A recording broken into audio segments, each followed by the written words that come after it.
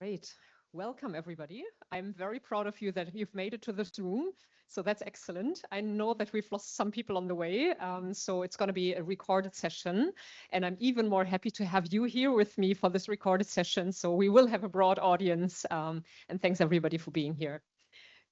My name is Nicole. I'm the German leader for sustainability and part of our global team on strategy, risk, and transactions. So I'm having the pleasure of moderating a finance panel. Looking at the past days of the experience at COP, there's three things that came up time and time again, right? Number one, finance. Number two, nature. Number three, innovation. And we've done some research around what Article 6 could get us in terms of financing to the global south. And the assumption is till 2030, we might look at 7 to 250 billion US dollars. And then 2035, 470 billion, which would be the single largest contributor, if we can pull it off, to global south financing, closing the 1.3 trillion gap. So it's huge what we're talking about. But you might have listened to me and just heard me say 7 to 250 billion 2030. This gap is just incredible, right? Like, how do we, like, what's the difference between the 7 and the 250? What happened in between that? So what happened is transparency, trust, collaboration, public-private partnerships, and we're here to explore all of this. And I've missed one piece, right? In theory, I guess we all agree this is what is needed. But then for us humans, the question is always, so how do I get it done, right? What is my Monday morning? What will be different Monday morning? Now that I'm leaving this room, what do I do? And I'm so happy to have all of you here because you will be answering the question of what does it really take? What have you done on your Monday morning to make happen what you've achieved in the past? I'm very excited to have with me Ellen, the Director for Nature and Climate for Intelligence on the data side. So major contribution around how can data and insights and AI change the way that we efficiently think about taking decisions and effective decisions that are trusted in the market, right? Pedro, with your wonderful contribution that you've made in the past around forest, working with nations across the board in UN negotiations. So how do I get the spirit right? How do we get the trust in a room where not naturally trust is always present? I would love to have that perspective from you. Ignace, on mangroves, we all know the huge impact of mangroves, and you have a range of experience around UN bodies and forming coalitions and making it tangible in an area that for probably a lot of people isn't very tangible. So I would love to welcome your perspective on that. Vice Minister Ritesh, thank you for the early words that you just shared with me. Vice Minister of Suriname, I'm so excited. Oh, no, Honduras, I'm sorry, wrong Rhine, of Honduras. And you even told me about the natural park. So thank you so much for being here. I think we have a very, very experienced person with a range of career. I'm going to let you share a few words before you speak in a moment, because it's just very impressive that how broad the experience is that you can share. We have Victoria from Deutsche Bank, and I will always remember the introduction that Jörg gave to you yesterday around, she's kind of the keeper of the keys for Deutsche Bank, right? What can go into the books, what can't, what are the minimum requirements, when can deals happen? So there's no way around Victoria. So I'm very, very grateful that you also take the time to spend it here with us and talk about what do you need in which instance so that we can close the gap to the 250 billion in 2030, just even on the credit side. Thank you for being here. I would love to start with something that's very tangible. So Ignace, maybe you can talk a little bit about the work that you've done and the impact that you had and the prerequisites that have gotten you into the impact that you've made already. Oh, sure. So the work of the Mangrove Breakthrough started with a partnership with the Global Mangrove Alliance, which is a consortium coalition of the 5 largest NGOs and 200 more NGOs that are, locally based, that were producing science, data, know-how about the value of this ecosystem, which is amazing, right? When you think about resilience, about food security, about water quality, and carbon storage, all of this can be deployed within one ecosystem, which is mangrove. It's an ecosystem that we know fairly well. It's a small ecosystem, but very powerful. So looking into that, and when I was with a high-level climate champions team, we were thinking about what are these systemic tipping points where you should focus on by 2030 to accelerate action for nature. And obviously, mangrove stood out as one critical ecosystem where we can really demonstrate impact and tangibility for the market. So what we've done is that we've set a 2030 trajectory to restore and protect 15 million hectares of mangrove by 2030. This is the goal. This is what we have to do if we want to put this ecosystem back on track. But 15 million hectares of mangrove speaks to NGOs, speaks to scientists, sometimes to government, but financial institutions, commercial banks, asset manager, insurer, equity, don't understand what is 15 million hectares of mangrove. So to attach to it, we develop a science-based financial target, which is to mobilize $4 billion by 2030. And if we know that if we achieve this threshold of 4 billion, the market will reach a level of maturity never seen before in terms of clarity of the demand. More companies will step in to say, we want projects that have a positive impact on mangrove. In terms of supply, more projects will come in to these investors. In terms of policy, if we have the right governments putting the right governments in place, that will help investors to give them with confidence and intention to move forward, and technology. And we have to develop better sources of data and monitoring for mangrove ecosystem. So to achieve this vision and this goal, we convene, now we have 45 governments and governors that have joined the initiative, the largest mangrove country in the world. For instance, here in Brazil, this week, we had 6 governors that have officially joined the initiative, and we are covering about 85% of the mangrove in Brazil that have part of this momentum. We are working with 40 plus financial institutions of all type, commercial banks, asset managers, as I said, insurer, large philanthropy that we will need to be in for guarantee and de-risking. And we are working with carbon market developers. And for me, to answer your question, what has been, the success story and what has make it work is, first of all, real collaboration across these sectors, right? And this is the power of the mangrove breakthrough, is to create this, what we call radical collaboration, radical transformation in how these stakeholders are working together. Understanding that if a government is putting the right policy in place, it will help investors to have better confidence in investing in this country. Understanding NGOs working with the financial sector to help provide the right type of data to inform investment decision. Having the financial sector engaging with NGOs to help them think a bit beyond, mangrove projects. So this is why we are now moving forward into a definition of mangrove adjacent businesses. You can invest in mangrove by investing in coastal agriculture, in coastal infrastructure, rail, road, energy systems. You can positively impact mangrove in investing in tourism, in aquaculture, right? So moving from one project, $1, one tree, to something more systemic, and how do we embed mangrove into investment decision? I will just conclude to say we are moving forward toward these 4 billion targets. We are 20% there. We have calculated that we have mobilized so far, when I say we, the community working around the mangrove breakthrough has mobilized so far about 800 million towards this ecosystem. And we have identified a pipeline of investable opportunities of over 750 million available now that the market can explore and dive into. And these projects are ready to go now or by 2026. So you see it's a good vision, real ambition partnership, but some with really tangible impact. And this is where the mangrove breakthrough is moving forward now. Thank you so much. It's very impressive. And there's just the amount of mobilization that you've achieved is quite, wonderful. Ellen, what is the role of AI technology and data, and maybe the role that you're playing in the market to get us there, to get us to this trust building? And what would you maybe wish for as well? Yeah, no, thank you. I think with the radical transformation that you're talking about, essentially what we look at with AI and data, be it primary data or satellite data, is radical transparency, which then creates the trust to actually bring the type of scale of investments and implementation that these types of projects and initiatives are looking for.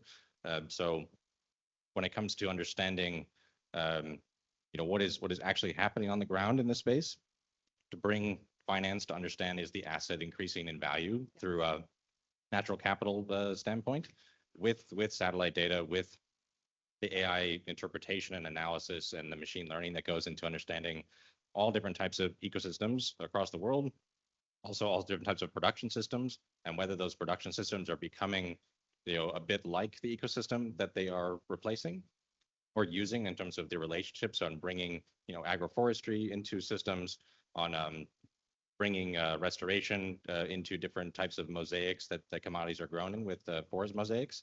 You're able to, as an investor, as an asset manager, as a bank, you now have access to data at this asset level, but also at a landscape level. And it's dynamic. It's spatial and temporal sensitivity brings the ability to say, I know exactly what's happening in this part of the world, in this asset, and the same over here. And the data is then consistent across all these places with the geospatial data that's available, and not just on like change. Satellite's really good at seeing change and understanding like what you're looking at, but you can also now, with different spaceborne laser measurements from different initiatives, you can now see the individual changes in tree height. You can understand then what is the biomass of this tree versus this tree. You can then see what is the growth increases year on year. And so when it comes to investments that companies are making, where and NGOs are collaborating, you can all then see that information in one centralized digital twin of this space to then bring the trust and progress tracking to make sure that your investment is actually yielding different types of both financial and natural capital results. I've seen all of you nodding. Thank you so much. So all of you, apart from Fede, so I'll pull your head a little bit, given the maybe somewhat different role that you had on coalition building in the negotiations, in channeling finance, and in also channeling finance to indigenous communities. So what was the role of innovative approaches there, be it on the technology side, the finance side? What is your resume at this point? Absolutely. My resume started initially in banking, really far away from all of these, and never thought I was going to spend my next 20 years on this. But basically, actually, I was at Columbia Business School. I met the ambassador of Papua New Guinea, was doing the due diligence, how to give an economic value to the last rainforest so they were more valuable standing instead of chopped down. And so I was a banker, and they asked me, would you like to help me? My passion was the animals, biodiversity. And so I said, I might have my chance that I can use my finance background, my economy background to give actually a value to nature. And if I save the habitat, because if we save the forest, we save the old biodiversity. So I said, I'm going to take a little break, a year or two, and do that. But that was 2005. So where were the issues that we found in front of us? Two main issues. One was financial. Nicole told us we don't give a value to the ecosystem, to the nature, and though we take them for given, but once they're lost, we will see what is the financial that we are losing and what needs to be done. And so we need to stop this loss of the biodiversity and the loss of nature and give an economic value. And the other things we look out there, and what there were a small project approach that was impossible to replicate at scale. We looked, and there is so deforestation is about, based on the data, 18 to 25% of the problem of the emissions. Think about project by project. We're not gonna never solve it. And so they said, we need to have a national approach to that. So we look what are the fora that were out there, right? And we saw the UNFF, they were discussing forest, but there was a limit. They had not a financial tool into the UNFF. We look at others. But then we look at the UNFCCC. At that time, I had no idea what it was. This month-old word, what does it mean? UNFCCC. I never thought I was going to spend 20 years of my life here, but they said there is a price for carbon there. And so we said, okay, forest is much more than carbon. We know, right? It's water, it's biodiversity, you name it. But there is a price for carbon. And so maybe we can start with that, giving the price for carbon, and then we can add the different bio co-benefit. So there was initially Papua New Guinea and Costa Rica, the two countries that opened the agenda item in 2005. But then Congo Basin, other Honduras, Panama, they all came along because they saw the fight that they were having daily. Indigenous populations, communities, they want to save the forest. That's all they have. They live there. They understand the asset. But as long as the drivers for the deforestations are perversive, we pay them to plant coffee, to plant cocoa, for ranching. And we need to change that. And so we saw like a price for carbon to preserve the forest could be an incentive to do that. Fast forward, it took 10 years to agree on what was the way of measuring the rainforest with satellite, with ground truthing, with also the satellite of 20 years ago. Now we speed up so much, and with the help of AI, etc. But it wasn't easy. And then we need to see how we report to the UN, follow all the reporting of the UN, and how those are verified through the UN. And then say, okay, what is the financial tools, right? At that time, they were saying developing countries are not going to do it. They're corrupt. They're difficult to work with. And so we need to find those we create 3 phases. One was the readiness. One was the scaling up. And now the markets. And fast forward, the readiness, basically, we needed the country to provide, they needed to provide finance for the enabling environment, the architect, the legislations, the institution inside the country to start the monitoring system, etc. And so we create at that time the World Bank FCPF because donor countries felt comfortable for the World Bank to hold some money. And there were, a few millions that were going to country to start pulling the satellite and the institutional arrangement, etc. And so World Bank played an important role. And then there was the development phase where actually we started moving at a bigger scale, still a kind of province level, etc. And then we create a few other institutions. The Green Climate Fund came, that was inside the UNFCCC. And now we're ready for the markets because fast forward, we finish Article 5 negotiation and Article 6. I stop here as a history, but I will provide little feedback also what we launch on November 7 with our partners and Deutsche and Deloitte part of that. Thank you. Thank you so much. Very, very helpful. Thanks for the perspective. Victoria, can I turn to you for giving us maybe a bit of numbers, experiences? What do you need when a credit proposal or investment proposal is hitting the bank? What is your guidance? Yeah, thank you very much. I think maybe I start with the first statement that it's definitely, the awareness within financial system is growing very, very fast that, nature-based solutions require financing and protection, number one, Secondly, but of course, as we've heard, nature, how to book the value on nature, how to value ecosystem, what are the KPIs, what is the data and KPIs. This is where the challenge starts, how to convince the bankers something has a value and investable. And I think what I can say on a positive, and the first is very important, to have a kind of consistent frameworks, which will imply data, and of course the frameworks can be very complicated, but let me give you an example. We've just seen, and collaboration. We've heard, radical transparency, radical collaboration, and I can absolutely subscribe to that. Give you an example. The International Capital Market Association just recently launched a guidance saying a guidance for nature-themed bonds, which allows corporates but also governments to issue or to go to capital market for funding also related to nature. So as a financial industry, we first collaborate with everyone. Secondly, in any part of the world, with corporate, with government, we can provide an advice, use this frame. It will help you to get funding also for nature protection, just to start with. So the frames data are very important in this regard. But let me also give you another perspective from a financial industry. Then it comes to a specific, we heard the word asset, what is an asset? When we discuss, and this is where we differentiate between kind of different stakeholders and different needs. One type of stakeholders, corporates.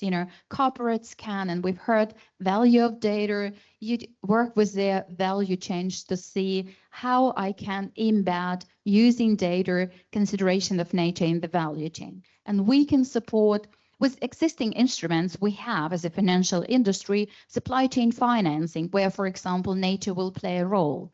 Then you have a different type of stakeholders, which particularly, governmental organizations. It could be directly a government. It could be a kind of state-owned companies and organizations. And this is where it becomes a little bit more challenging, because this is where we start talking about financing common goods, and I would a little bit differentiate because there are common goods like access to water, which again, more project-based, more infrastructure-based, where it's more maybe easy to find a public-private partnerships, to discuss with the governments to allocating some funding. But then there is another area of common goods, and apologies for a long way to get to the point, like mangroves, tropical natural forests are all common goods for all of us, for the humanity, which deliver a lot of value, but they are common goods. There are no value for that. And they are those where we will see the tipping points that some of my panelist colleagues were mentioning. And these are very difficult to finance. And this is where the radical collaboration is needed. And I'm really glad just the teaser that we just launched jointly with our partners, with Rainforest Coalition, with support of Deloitte, but in particular with Honduras and for Suriname, this collaborative approach, how we can line up different players, NGOs, companies like Deloitte, but also financial industry and governments to really try to find a solution to finance common goods, which are nature-based common goods. Thanks a lot. Change in the end is always individual. We all know this. So it does come down to what is happening in my daily life tomorrow. So as Minister, with that, I would love to hand over to you, right? You have an incredible history, a wonderful background. You've been moving through roles in your career. Maybe you give us a bit of a gist and give us a perspective around what this change on the ground really means, what it needs, and then also from the policy angle, what you would require from a group like this. How could we help? Okay.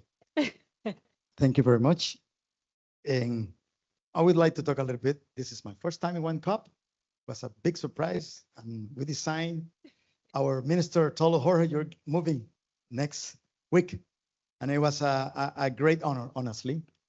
I want you to know that in Honduras, I am a person very, very well familiarized with the territory. I come from even that I don't look indigenous, I have indigenous relative, and I love my people from it's called the Mosquito Coast. Some of you saw saw the movie, Harrison Ford, Mosquito Coast. It's just to have an idea of that territory, but it's not like the way it was described in the movie. Mosquito Coast is a territory with the biggest biodiversity, have coral reef, great lagoons with mangroves in the coast, and then we have pine savannas, Caribbean pine, and then the tropical rainforest. It's a very unique territory. We Indians still having their function habitat, but lately in the last 15 years, we have a big problem. Cattle ranchers are migrating from the rest of the country to the indigenous land that they protect, and the way the Indians see the land is like their house, their place where they obtain medicine, and wood, everything is their hardware store. But the settlers, the foreigners, they don't see that. They only see land, and if the land is flat, that's the big threat.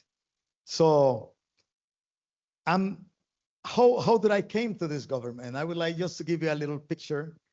I've been a nature guide for 30 years, rafting, kayaking, doing camping in the remote territory, my hometown, Mosquitia.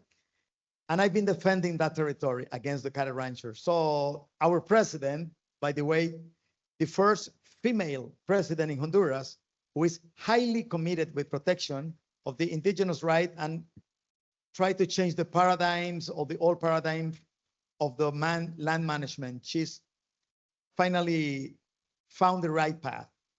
And just to give you an idea, we create during his presidency that is about to finish in January, 4 green battalion of protection of the environment. And we also create the how could I say, it's a task force to persecute the environmental crime, and it's formed with the 3 powers: judicial, Congress, and executive. So we are strong, and we are really, really lately going so fast protecting the environment that we are already removed people from the core zone of our reserve. But the more dramatic damage is happening in our biggest wilderness is the Rio Plátano Biosphere Reserve, around 8,000 square kilometers. Already invade 14,000 hectares in the core zone. So lately, we are doing operatives in some areas where we can put like a plug, like a shield, stopping the cattle ranchers from the core zone. And we neutralize some big gold mine, big and cattle ranching invasion. But I would like to mention that one of the main goals that we have is to stop the international crime, drug business. That dirty money remains in the territory and is being used to laundry, to clean their money, cut in the rainforest. Like in many places, it's happening in Colombia, we share the same problem with Guatemala, in Petén, Honduras.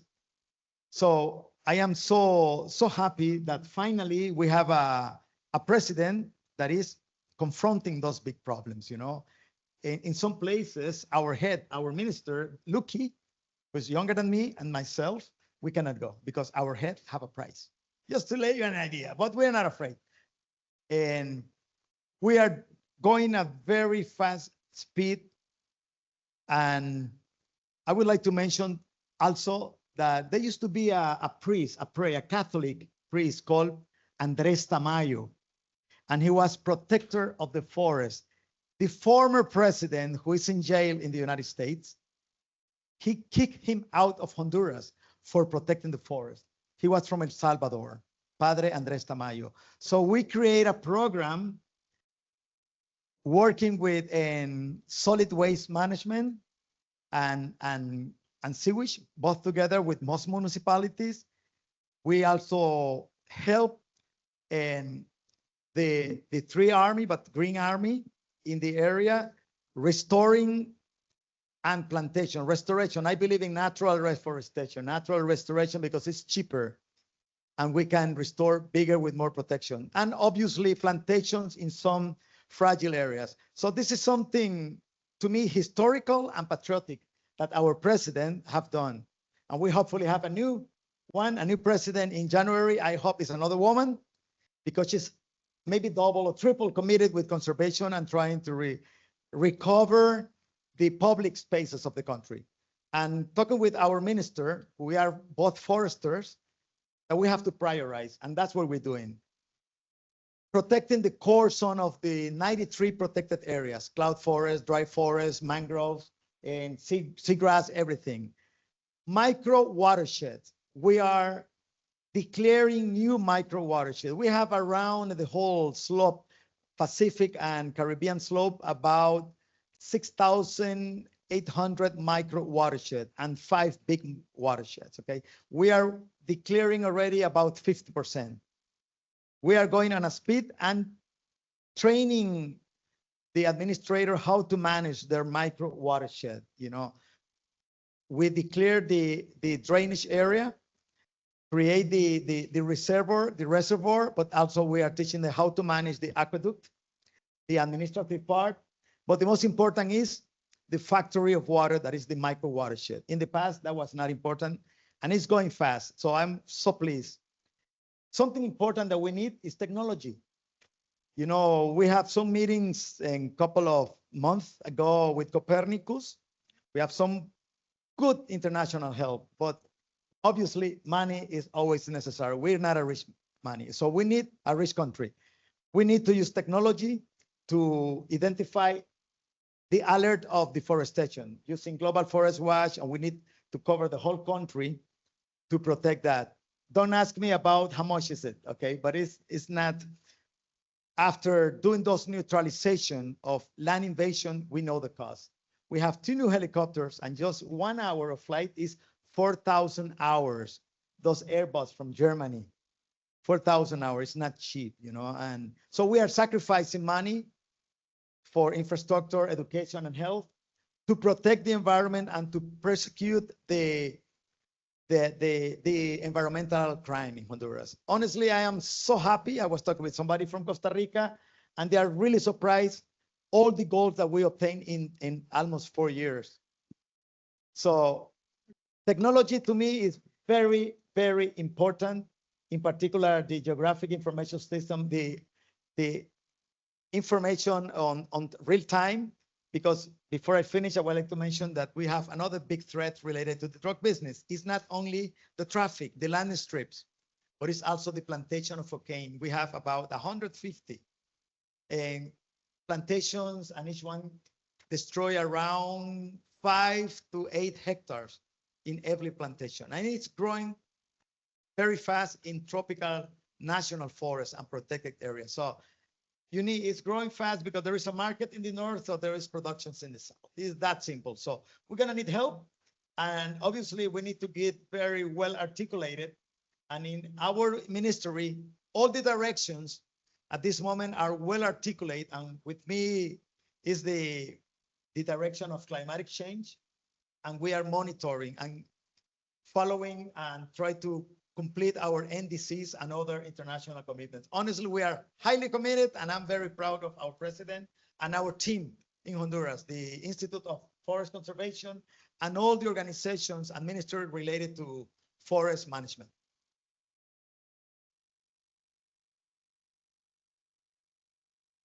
Thank you so much for making it very, very tangible, right? I think that's exactly what we need, where it's easy to stay in the abstract and think about fabulous technology and financing, but that's getting it to the ground and where we want to go, right? Victoria, maybe turning to you on this public-private partnerships, leveraging innovation for financing blended instruments. What is your perspective? Are we there? Do we have everything that we need, or what is missing to then create more helicopters or have enough money for education? Yeah, so I think from my perspective, just from a financial instruments perspective, we do have a lot of, the range of different instruments is huge. It's not like, and it's basically, if you ask, one of my colleagues who are kind of really structuring financing, they will say, of course, it's fine. You can call it nature finance, transitional finance, but the basic of a financing of a structure will be the same we've been using for whatever it takes, with infrastructure protection, etc. What is, of course, different is whom do we need, in particular, like in a specific situation and this specific innovative structure we are trying to set up. And I'm really humbled and proud that we can partner exactly to support the rainforest nations like Honduras to continue to do this work with all the challenges that that this country face. My chief sustainability officer was visiting Honduras, and he was telling our team, sustainability team at Deutsche Bank is bigger than the ministry. You see, so we're definitely humbled, and we have the means to support and protect. What does it take, Nicole? I think if you look at the topic of nature and specific topic, we need governments to work with us. Why I'm saying that, and Feda was also mentioning this point, if you're only on a project base, it's really great, but it's maybe just too limited in terms of impact and might not always have the governmental input that we need to have a systemic protection and long-standing protection, and this is, I think, in the current setup we just launched as a letter of intent, as a collaboration to try to secure not only a grant funding, for example, from European Union, or a project-based funding from some available financial flows, which cannot be available tomorrow, but to try to create a systemic approach to sustainably a long-term grant funding flow to continue this work, because the forest protection or biodiversity protection is not stopped in 2-3 years. It will continue. And this is why I think what is really needed is this type of radical partnering and collaboration in a setup which maybe where the financial industry maybe in the past was not used to work with, or maybe not at this scale, and understanding that without a bigger partnership with NGOs, with governments, etc., we won't be successful to find an appropriate instrument to fund this. But instruments are there from my perspective. Thanks a lot. Ignas, it's your background, it's the work that we've done over the past years, and you alluded to the number of institutions that you already have engaged. Any best practices that you want to share? Yeah, I mean, I really want to, build on. Sorry, I don't know your name, but Victoria's point. And first of all, congratulations, Minister, for the work you are leading in Honduras. Is very, very inspiring. We need you to join the mangrove breakthrough with many more countries. But the work the mangrove breakthrough is doing is ultimately our goal is how can financial institutions like Deutsche Bank or asset managers are embedding the value of nature into their investment decision for different reasons. And we want to start to do that with mangrove, because mangrove is a great ecosystem, because yes, it captures carbon, so there is potential carbon sequestration potential. There is, it can leverage carbon market. There is resilience and adaptation, right? So how do you demonstrate that with mangrove nearby your railroads, aquaculture, fish ponds, energy system, with mangrove nearby, how can this, is actually reducing the risk of your investment, right? How do we embed and factor that in any financial investment made in the coastline? This is the goal of the mangrove breakthrough, and the is actually reducing the risk of your investment, right? How do we embed and factor that in any financial investment made in the coastline? This is the goal of the mangrove breakthrough, and the approach we are taking is not so much about innovation, right? Because I think, as Victoria said, there is an array of financial tools that the market is already using.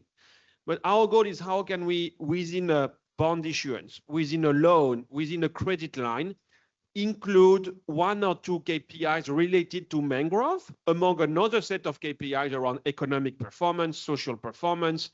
But how can we include mangrove too? Because this will help make the case for the investment, and again reduce the risk and make potentially profits higher for the investor.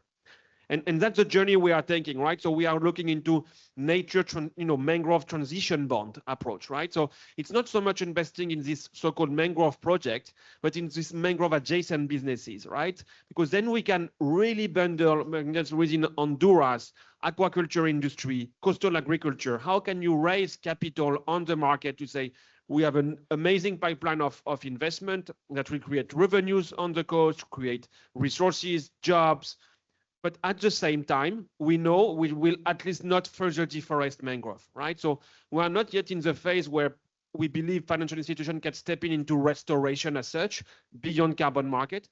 But at least if we can have Deutsche Bank providing a credit line to a bank, and then 2 other group of SMEs in Colombia saying, you have to demonstrate that this credit line is at least avoiding further loss of mangrove, this will be a big win for us because this means that Deutsche Bank analysts will have priced the value of mangrove in their decision making, and that will put us a long way forward into valuing nature. And that's what the mangrove breakthrough is aiming to do, and hopefully it can serve as a blueprint for other ecosystems. And we are seeing some good progress. We have projects in Philippines, in Indonesia, here in Brazil, and we hope more will come up. Thank you. You brought up this point around measurement, and we all know the saying around you can't manage what you can't measure. Unfortunately, it's often true. Even if you measure something wrong, at least there's insights coming out of it and a good debate. So Ellen, I guess my question to you would be, do we have everything we need? So are we at the tip of innovation and we can now use everything, or are we too perfect already so that we're getting lost in data? Where are we and where should we be heading? I think probably the latter, in terms of there's so much data that people need to understand, like what is the data you actually need to actually make the decision to make the investment. And so like for the example of like with the in Honduras with like your 6,800 micro watersheds, like nowadays, like, or well, let's say 20 years ago, it used to take months and thousands of dollars to process, Copernicus type data to then understand what is the threat or what is the opportunity across all of those micro watersheds. But nowadays, with the availability of satellite data, with the different AI and machine learning approaches to analyze that, I could tell you in 10 minutes, like what is the forest cover, level of degradation, water stress levels, the 25-year history of what has changed in terms of forest and other land cover per watershed, to then use that to then have bespoke management plans across every single watershed for Honduras. So that's where we are now. And so you need to then have, for people using data-driven approaches, they need the right sort of data organization to then understand how not you're choosing what data to put together, but that someone who understands the data and the correlation and causality between different data layers can give it to you in a package, give different types of decision makers the data in a package where it's already decision ready. So that's really, I think, the point we're at with where data is at and data availability. You of course have lots of new flashy things. So like our friends over at Planet like have hyperspectral satellite data that can now like show you the forest species variability in a canopy of forests. And so that's really cool. Very expensive and so not scalable yet. But to get like a baseline of what is the forest species variability across different areas of Honduras, you could do that tomorrow, as long as you had the different chemical tests of the signatures from the leaves of the different trees. But we're getting to the point where you can almost create a species level sort of digital twin of an entire country. Vice Minister, I see you smiling and acknowledging this. Is that something that you want to use, are using? And then let me get back to tangibility, right? What does it mean also for people living in the forest, right? Like creating value on the ground, which is what we want to do. So maybe you can share a few thoughts around how do we make it relevant living in the forest and relevant in terms of you managing data and decisions. By the way, our ministry has a new project, adaptation, where we are co-executors working together with another NGO. Because in the past, they used to make recipes in 4 rooms, and we do not accept that. Our minister, Lucky, and myself, no. And we made a fast diagnostic to find out their necessities from the grassroots, from the base, and that's going to be a very good experience happening in the north region of Rio Plátano. In the whole area with the whole Mosquitia, the whole territory is divided by, in Spanish it's called consejos territoriales indígenas, like Indian territorial councils, something like that.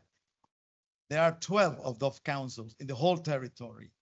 And we need more geographical information system to monitor, and we would like to train our indigenous people, the organization they call the Junta Directiva, together to know what's going on exactly in their territory. But the idea is not only to know, is to take decisions, actions, to short the actions between deforestation and neutralization, go immediately. And that's why I'm very happy that with our new organization, the 3 Green Armies, that we need more distribution in the whole country, mostly in the rainforest and indigenous territory, because most of the indigenous territory have pristine forests left. And now everybody and gold miners, cattle ranchers, and lumber people are going into those because this is the only land left. So using all the technology right now, working directly with the Indians, we honestly can have very, very, very positive solution in the short term. There is a law, it's called a land sanitation law, and made by the past government, but it's not being respected. You have some, in Spanish, we say salvaguardas. How would you say salvaguardas in English?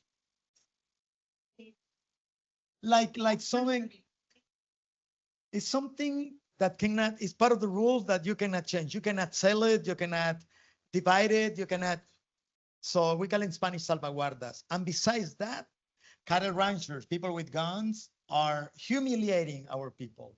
So and right now they are marking their lands with signs, with land not for sale, anyone who sells did not sell anything, anyone who buy did not buy anything. So using technology all together, I would like to put those signs all over, and not only the government, but also the indigenous councils together, stop deforestation and start recovering. I could tell you it's a very exaggerated amount of land that has been degraded. 300,000 hectares of tropical rainforest has been converted into grasslands. And the indigenous people in all those councils are really alarmed. And they tell me, if I can get back to make arrow and bow, they're gonna fight with anything, with machete to defend their land, because the degradation is going too fast. And altogether, technology, the use of the army or any economical help that we need, even thinking about a corps of lawyers together, to call them, you make a land census to know who is in the land, where the money come from, and where the the use of the army or any economical help that we need, even thinking about a corps of lawyers together, to call them, you make a land census to know who is in the land, where the money come from, and where the cattle ranchers been in, all the destination of the land. I know that a lot of cattle ranchers is going to the United States and it's supposed to be prohibited. And that's the product of the deforestation. So let's put all together economical help, technology, and now with the will of our government and the indigenous people really interested in recover their land that has been invaded. So I think we could obtain positive results in the short term. And with the good communication that we have with the local indigenous leaders, the real leaders, there are many fake leaders selling the land, And before I finish, our territory has petroleum. So many indigenous are creating parallel to their organizations to sell the petroleum to somebody else, to sell the fish, to sell the wood, and more, So the big threats. That's why people interested in the extractor organizations, companies are trying to promote parallelism to create two. So this is something we have to stop, because that creates completely ingovernability in the territory and loss biodiversity, loss of indigenous land. Thanks a lot. And it's just impressive to see the level of energy that you're bringing in the room and the level of commitment. Fede, maybe I can ask you, what does it take to generate this? And Victoria, you alluded to this as well, right? A lot of bankability links to trust in policy action. So what does it take to spread the word? Yeah, thank you so much. And the energy that the Vice Minister brings to the panel is amazing. Thank you so much. You'll bring it to defend nature. 3 points. Partnerships is critical. What we're trying to solve is so difficult that we need so many stakeholders involved. Everyone in the panel, with the financial sector, the government, indigenous community, advisor, data. We cannot solve it alone. Throughout the years of being part of the process, I also see that risk is an important word in that.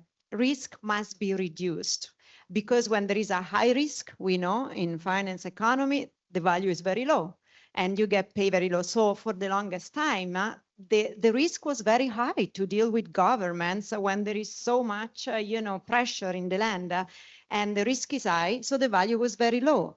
But as long as the value is low, we are not saving nature, we are not saving biodiversity. So there are partners that they came along the way to de-risk. And that's why we start with the World Bank. That's why we start with the UN providing finance, because that's we create this institution exactly to de-risk.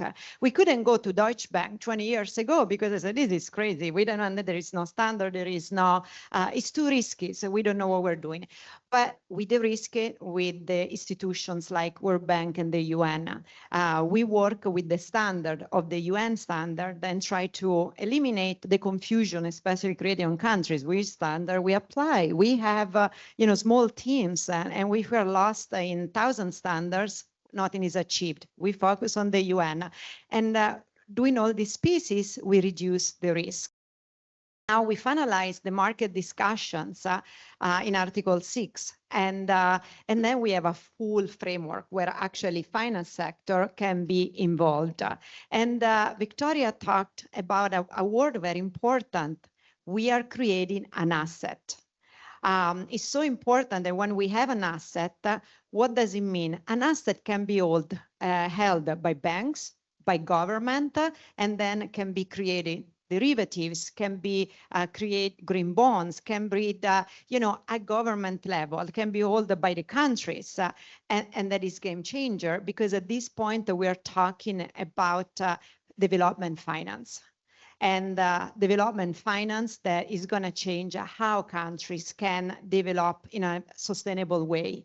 And so we are at a really strategic moment in time, and I feel like it took so long, but the way is changing and there is no turning back. And so we're very excited about the partnership we launched last November 7th with President Xiomara Castro, Minister from Suriname, colleagues from Deutsche Bank, Deloitte has been advising us, and is ready for other partners to come, finance sector, and we are very excited about that. Thank you. Thank you so much. I know that we have a sharp protocol, so a sharp stop. I know you'll be around for questions, so thank you for taking that as well. What am I taking away? Maybe as a quick synthesis, right? Listening to you, what I hear is we are there in terms of data. We might even have too much. It's about the analytics behind it, but we know everything, right? Which is very impressive, the level of detail that is already there. And it just, in my mind, it opens ample opportunities, right? Thank you for sharing this perspective around creating the dynamic. I think it's very relevant and useful, and getting across ecosystem collaboration, right? You talked about lawyers as well. I think that's exactly where we need to be heading, right?